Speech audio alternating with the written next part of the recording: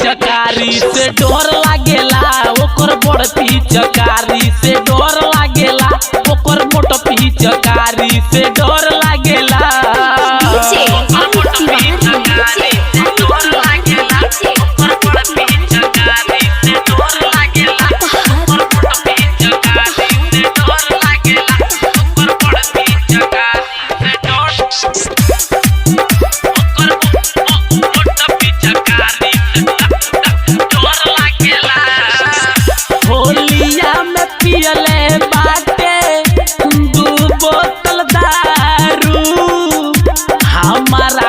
बुझे सखी आपन में हरारू, आपन में हरारू।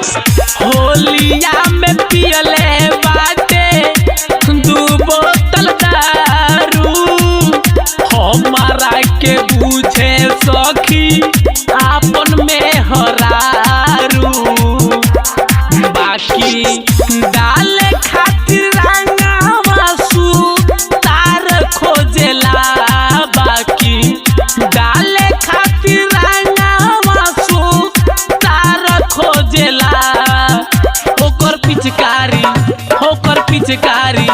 ओकर मोट पिचकारी से डर लागेला, ओकर बड़ पिचकारी से डर लागेला, ओकर मोट पिचकारी से डर लागेला।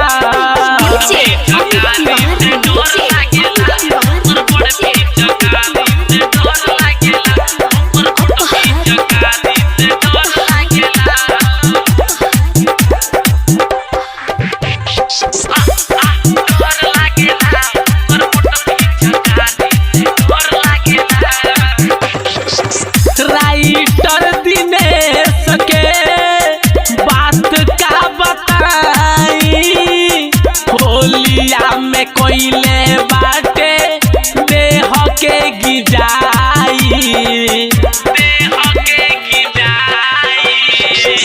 राइटर दिनेश के बात का बताई, होलिया में कोइले बाटे देह के गिजाई। बाकी विजय के रोहन नाही ठीक लागेला, बाकी संजय के रोहन नाही ठीक लागेला। ओकर मोट पिचकारी से डर लागेला, ओकर बड़ पिचकारी से डर लागेला, ओकर मोट पिचकारी से डर लागेला। सितंबर रिकॉर्डिंग स्टूडियो टोकैला चौक।